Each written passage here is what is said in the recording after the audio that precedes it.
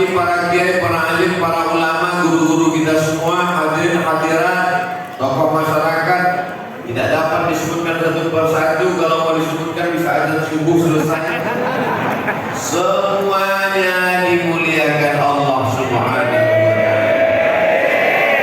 Amin ya Rabbal Alamin.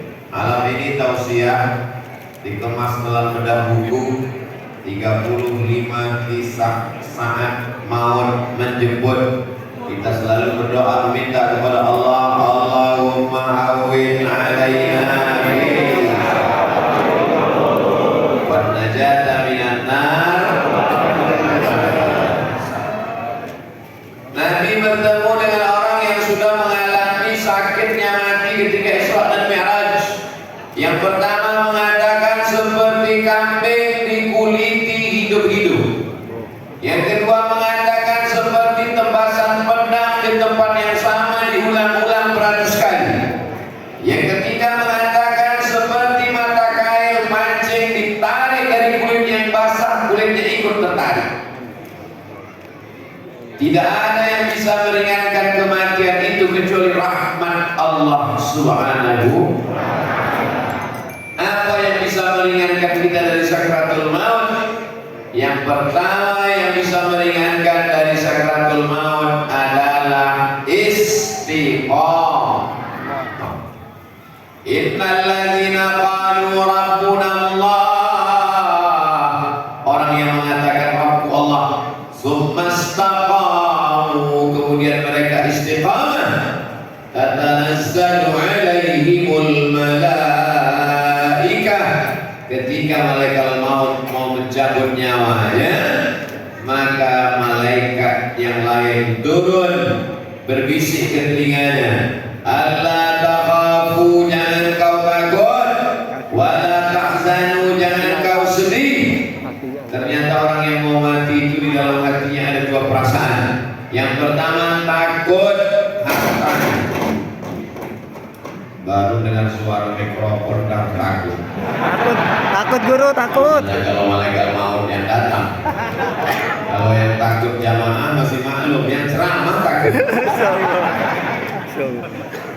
Takut sakratul maut, takut pertanyaan mungkar nakir, takut azab kubur, takut di hari berbangkit tidak selamat, takut panas padang mahsyar, takut amal dihisab dihitung, takut amal ditimbang mizan, takut meniti titian siratal mustaqim, takut masuk neraka. Maka orang yang mati itu bebannya berat.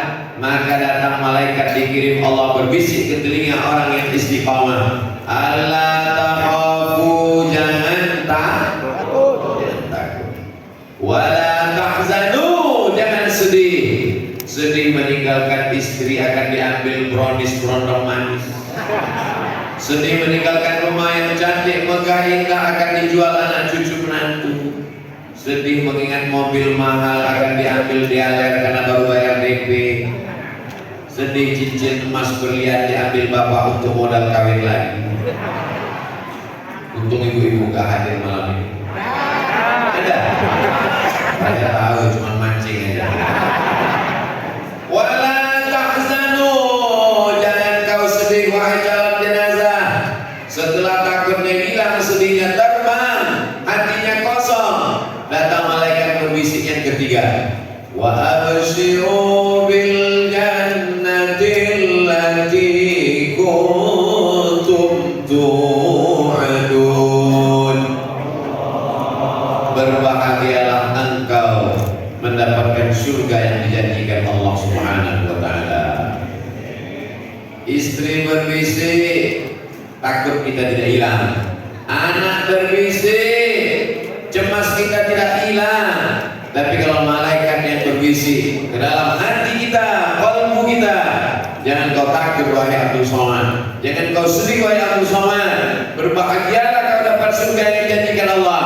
Di saat berbahagia itu nyawanya tercabut, maka terasalah kurangnya sakit sakratul maut. Mudah-mudahan kita termasuk orang yang dapat ringan sakratul maut. Syaratnya istiqomah.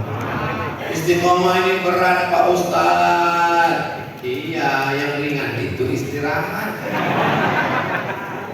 Karena balasannya luar biasa, makanya dia berat. Mudah-mudahan kita istiqomah sholat berjamaah. Hayya sholat.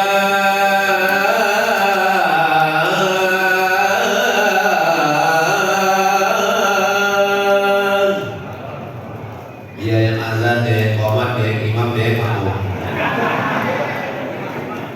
Pemain naturalisasi terbang, pemain cadangan hilang, pemain inti lah yang bertahan.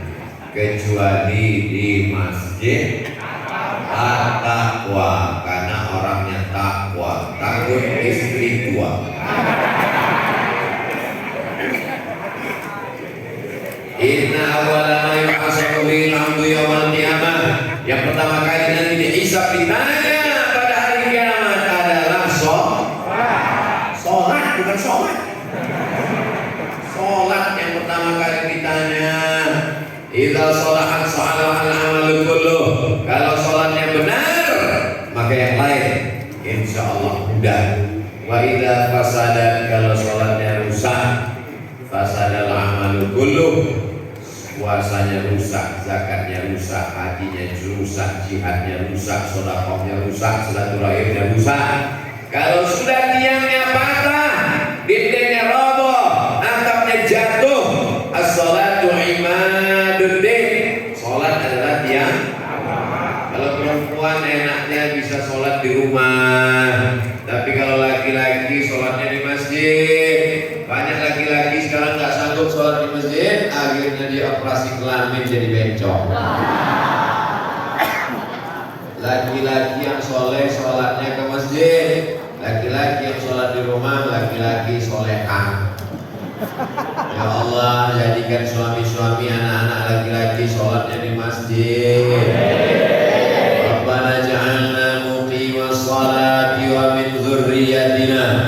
Jadikan kami, anak-anak cucu kami, keturunan kami sampai hari kiamat orang yang mendirikan sholat, memakmurkan masjid. Jadi apapun kamu wahai anak muda, mau jadi bupati, gubernur, mau jadi polisi dan tentara, kalian mesti menghidupkan masjid.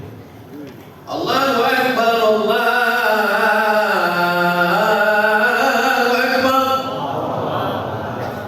Karyawan-karyawan yang makan di kantin heran, ini yang azan siapa ya? Biasanya azannya Allah. Ini kok azannya? Mas security, tolong tengok siapa yang azan, kok lain suaranya? Pas dilihat ternyata yang azan kepala kantor. Langsung mereka pontang panting, tinggalkan semuanya gelas minuman dan makanan, langsung segera ke masjid. Kenapa?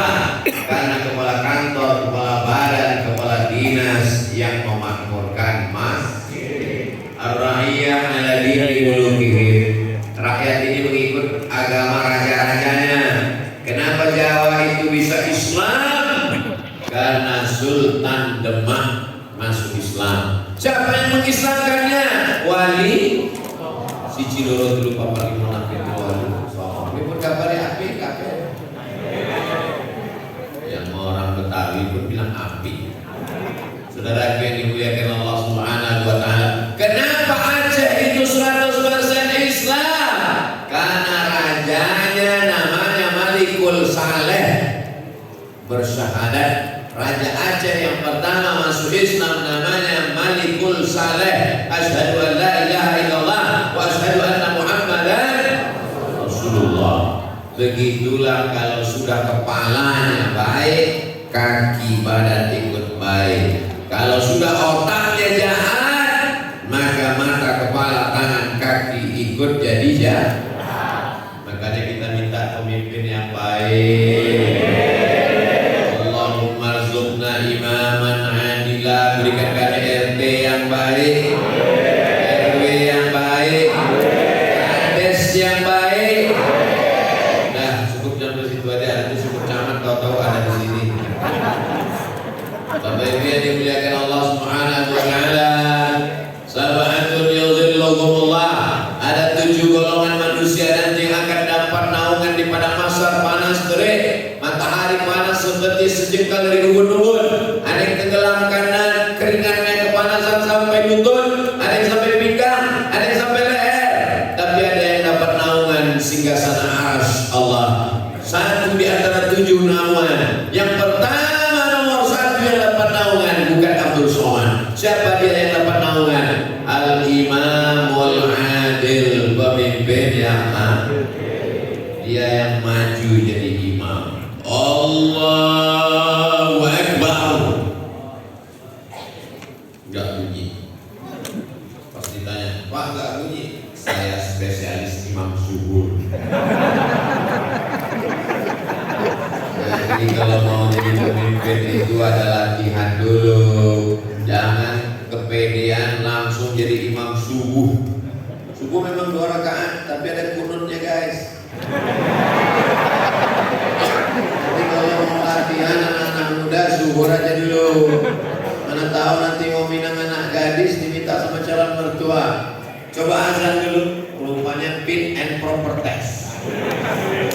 Allahu Akbar, Allahu Akbar. Calon mertuanya memang remaja masjid At-Taqwa Cilincing. Memang luar biasa. Lalu kemudian diperintahkan imam, silakan imam nak. Allahu Akbar. Jadi enak, paling enak jadi imam zuhur asar. Modalnya cuma Allahu Akbar. Tapi jangan lupa di sana ada sami Allahu liman hamidah. Saking groginya Allahu Akbar. Mertuanya dari belakang sami Allahu liman hamidah kali.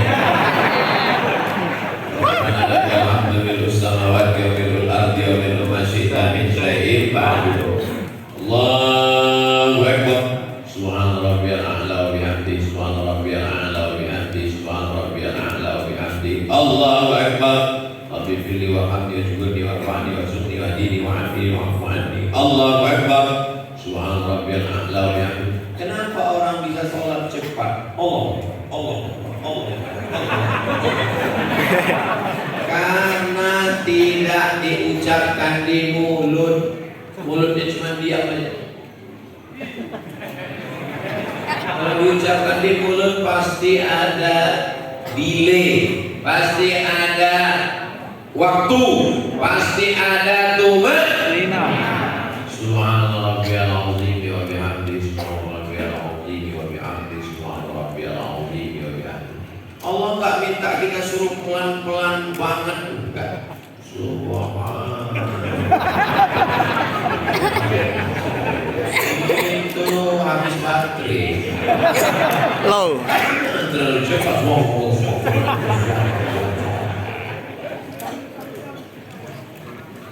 Yang sedang saja. Khairul umuri awsaduha. Sebaik-baik masalah itu adalah pertengahan. Jangan terlalu kencang, jangan terlalu pelan. At-tahiyatul mubarakatus shalawatut thayyibatu lillah. Assalamu alayka ayyuhan nabiy wa rahmatullahi wa barakatuh. Assalamu alayna wa ala ibadillahi shalihin. Asyhadu an la ilaha illallah wa asyhadu anna Muhammadar Rasulullah. Allahumma shalli ala sayyidina Muhammad wa ala ali sayyidina Muhammad wa shallaita ala sayyidina Ibrahim wa ala ali sayyidina Ibrahim wa barik ala sayyidina Muhammad wa ala ali sayyidina Muhammad wa barik ala sayyidina Ibrahim wa ala ali sayyidina Ibrahim fil alamin innaka Hamidum Majid. Jangan salam. Baca lagi tambahan. Allahumma fi bima qaddamtu ma akhadtu ma asraftu ma alantu ma asraftu wa ta'ala bi binyatal muqaddimat wal muakhir. La ilaha illa anta subhanaka inni kuntu minadh dhalimin. Jangan salam. Tambah perlindungan kepada empat. Allahumma inni a'udzubika min azab jahannam wa min azabil qabr wa min fitnatil mahya wal mamat wa min syarri fitnatil masih. Jangan salam. Tambah lagi minta kuatkan. Allahumma a'inni ala dzikrika wa syukrika wa husni ibadatik. Baru salam. Itu makanya imam itu lama baru salam. Ini cepat betul salam.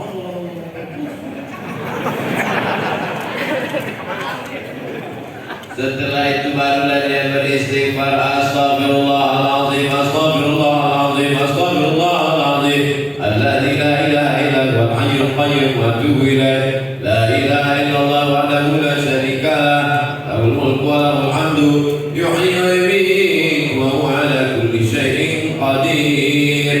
Itu bacanya pelan, ini banyak Allah qadir. Qadir. Wah. Setelah itu barulah dia mengangkat tangan berdoa kepada Allah. Allahumma inna nas'aluka salamatan fid din wa afiyatan fil jasad wa ziyadatan fil ilm wa barakatan fil rizq wa taubatan qabla al-maut wa rahmatan 'inda al-maut wa maghfiratan ba'da al-maut. Allahumma awin 'alaina fi sakaratil maut. Saya kalau jadi imam baca doanya gitu. Tapi enggak semua imam gitu. Ada juga yang imam baca doanya.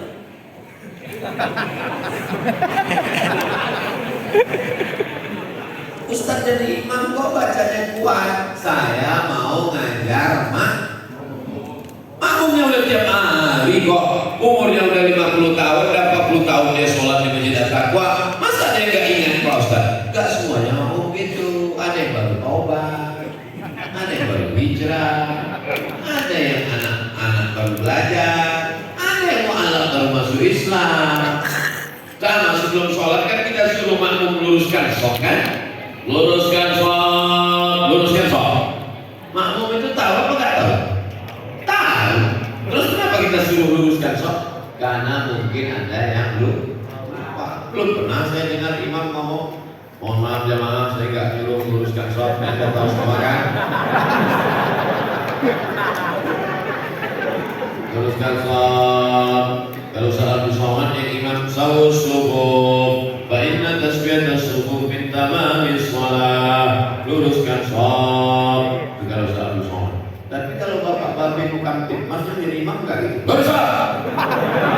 Jawab sama jamaah. Siap. Jamaah yang dimuliakan Allah Subhanahu wa Ta'ala. Mau jadi apapun kamu, mau jadi tentara TNI, mau jadi polisi Polri, mau jadi angkatan laut dan udara, mau jadi kepala dinas, kepala badan, kepala kantor, mau pakai seragam BUMN, swasta, PNS, ASN, semuanya kalau mati dikubur. Ada yang mati bawa baju korpri, ada yang mati pakai jas. Ustaz Somad kemana-mana ceramah, tadi pagi, tadi siang, tadi sore, tadi malam pakai mikrofon. Kalau Ustaz mati pakai bawa mikrofon? Enggak, yang dibawa hanya amal soleh, bukan Somad. Inilah yang sedang kita ingatkan malam ini. Watawassaw bil haqq, watawassaw bis sabr. Anak-anak dibawa sholat. Anak-anak dibawa sholat. Kenapa anak-anak ini dibawa sholat? Ini yang namanya pendidikan. Pendidikan itu bukan 12 SKS 1 semester. Sholat menurut etimologi, sholat menurut terminologi, jenis-jenis sholat, macam-macam sholat, bacaan sholat, wajib sholat, sunat sholat, makruh sholat. Bukan itu. Itu teorinya. Prakteknya anak dibawa. Anak bukan disuruh, tapi dibawa. Anak bukan disuruh. Ini banyak sekarang bapak-bapak pergi sholat, pergi sholat. Bapak nggak sholat, bapak udah dewasa. Akhirnya anaknya mikir, oh ternyata kalau udah dewasa nggak perlu ke masjid. Bapaknya sesat menyesat. Masjid ini dari luar kok kelihatannya kecil ya. Oh sampai ke dalam seperti 3 masjid yang menjadi satu. Mantap. Insya Allah. Ini yang mantap. Kadang-kadang kita lihat masjid sepertinya besar sampai ke dalam kecil. Jemaah yang dimuliakan Allah Subhanahu wa Ta'ala, saya begitu melihat masjid ini besar luar biasa. Satu sisi saya bangga, tapi dalam hati yang paling kecil saya berkata, ini yang ngisi siapa?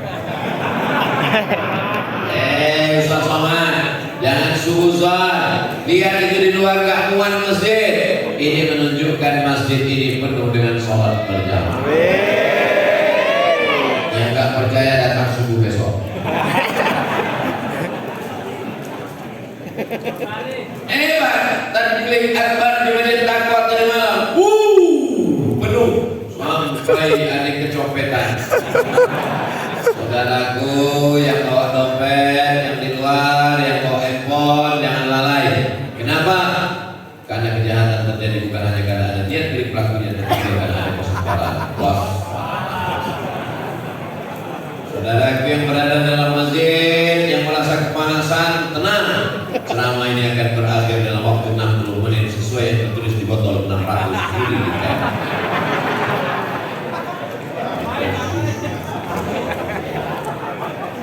Kalau Tuhan pergi ke Mekah, dibawalah anak yang bungsu. Sudah lama Abdul Somad ceramah, jarang-jarang dikasih teh susu. Luar